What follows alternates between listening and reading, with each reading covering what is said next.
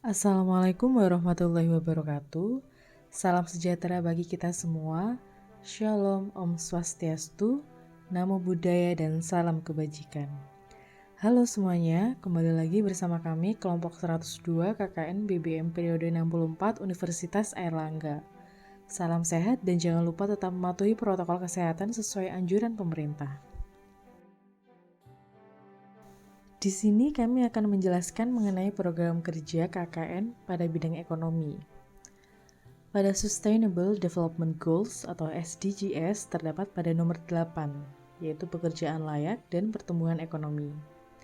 Saat ini kami sedang melaksanakan kuliah kerja nyata di Desa Kebon Tunggul, Kecamatan Gondang, Kabupaten Mojokerto. Pada profil desa terdapat 13 arah pembangunan desa. Salah satunya adalah pemberdayaan ekonomi kerakyatan atau koperasi, usaha mikro, kecil, dan menengah. Arah kebijakan ini akan menyangkut hal-hal sebagai berikut.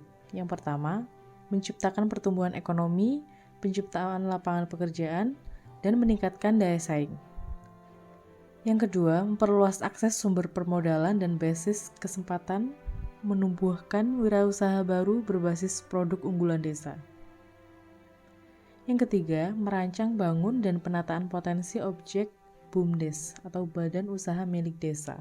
Salah satu tempat wisata yang dikelola oleh Badan Usaha Milik Desa adalah tempat wisata Lembah Mencirang.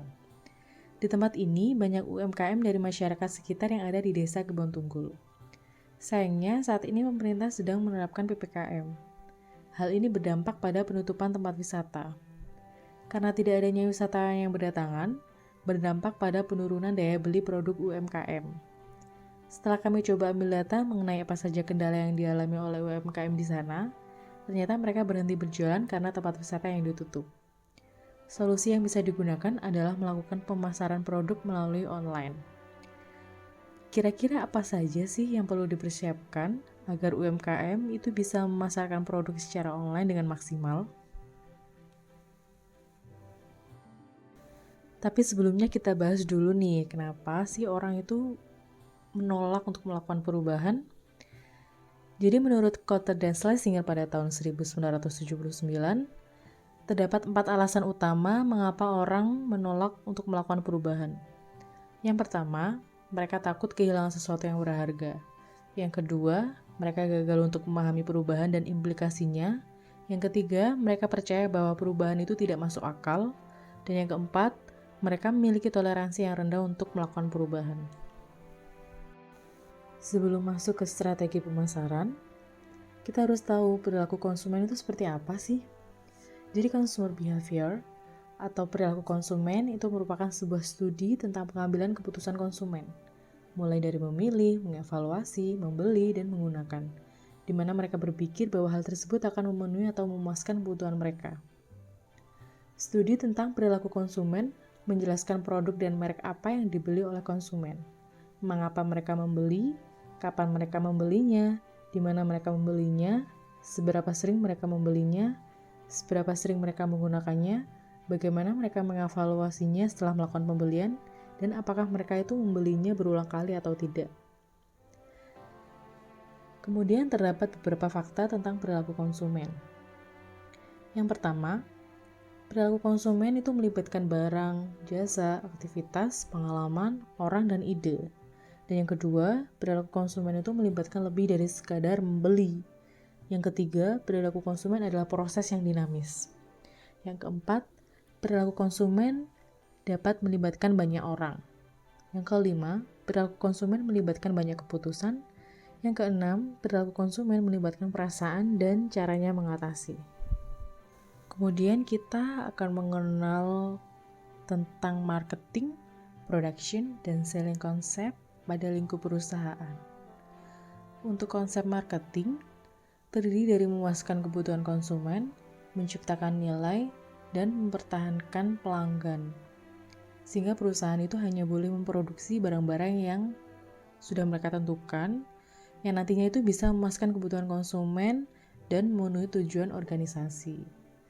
Sedangkan konsep produksi itu cukup berbeda dengan konsep marketing, Jadi beberapa perusahaan itu salah berasumsi bahwa memuaskan kebutuhan konsumen itu berarti melakukan pemasaran yang menawarkan fitur yang paling banyak. Padahal untuk konsep produksi sendiri, bisa saja perusahaan itu sudah mengabaikan pembeli yang lebih suka membeli produk yang lebih sederhana dan mudah digunakan. Jadi konsep produksi ini lebih sederhana dibandingkan konsep marketing. Dan konsep produksi ini lebih mengutamakan tentang bagaimana cara memproduksi suatu barang dibandingkan dengan mengutamakan kepuasan konsumen. Kemudian yang ketiga adalah konsep penjualan atau selling. Jadi sebelum perusahaan melakukan pemasaran yang berfokus pada konsumen, banyak perusahaan itu mengikuti konsep penjualan. Jadi perusahaan itu menjual apa yang mereka miliki dengan hanya membuat produk yang mereka bisa jual saat itu. Mungkin dari penjelasan sebelumnya ada beberapa kalimat yang kurang dimengerti ya.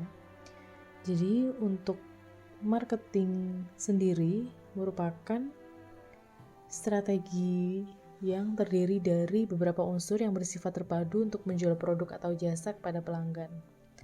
Nah, prinsipnya itu adalah memastikan pilihan produk tepat di waktu dan tempat yang tepat dan juga harga yang tepat. Dan untuk marketing mix itu mengoptimalkan semua unsur yang akan berdampak pada penjualan produk atau jasa. Jadi terdapat 4P dari marketing mix adalah place, product, price, dan promotion. Kemudian ada tambahan 3 lagi yaitu physical evidence, process, dan people. Jadi konsep marketing sendiri itu berbeda dengan selling. Untuk selling itu berfokus pada menjual, sedangkan marketing itu tidak hanya menjual, namun juga mengkonsep apakah produk kita itu bisa diterima atau tidak. Nah, apabila produk itu bisa diterima, maka nantinya akan berdampak pada penjualan. Yang pertama adalah produk, baik itu berupa produk maupun jasa. Untuk produk sendiri berwujud, sedangkan jasa itu hanya berupa layanan. Kalau produk, dalam hal fisik kelihatan jelas bagaimana kualitasnya dan apakah bisa teruji. Kemudian, untuk jasa bisa dilihat dari interaksi antara pemberi jasa dan pengguna jasa. Yang menjadi tantangan adalah bagaimana cara menjaga kualitasnya, yaitu menjaga relasi. Sehingga nantinya bisa didapatkan interaksi dengan pelanggan yang bagus, maka nantinya akan bisa mendapatkan regulasi emosi yang bagus. Baik produk atau jasa akan lebih mudah untuk dijual ketika menjadi suatu kebutuhan. Jadi seorang pebisnis yang bagus itu, dia itu mampu menciptakan sesuatu yang menjadi kebutuhan. Kemudian yang kedua adalah price atau harga. Harga ditetapkan berdasarkan pada target pelanggan yang sudah dituju dan perhitungan yang baik. Artinya kita memperhitungkan keuntungan namun juga tetap realistis sesuai dengan target. Yang ketiga adalah place atau tempat. Jadi penempatan produk atau jasa yang akan ditawarkan kepada konsumen itu didasarkan pada di mana target pelanggan itu menghabiskan waktu dan berbelanja. Jadi termasuk pemilihan media untuk tempat penjualannya. Contoh, apakah mau dijual pada bentuk online atau offline. Kemudian yang keempat adalah promotion atau promosi. Jadi promosi itu termasuk di dalamnya bagaimana produk atau jasa itu bisa terkirim atau terdistribusi kepada pelanggan. Jadi strategi promosi bisa menentukan kesuksesan dalam pemasaran karena bisa menentukan sejauh mana pelanggan akan mengenali produk kita. Kemudian terdapat 3 elemen tambahan dari marketing mix. Yang pertama adalah people atau sumber daya manusia yang merupakan most valuable asset di perusahaan atau aset yang paling berharga di perusahaan. Produk atau jasa yang paling berkualitas akan dihasilkan dari sumber daya manusia yang berkualitas.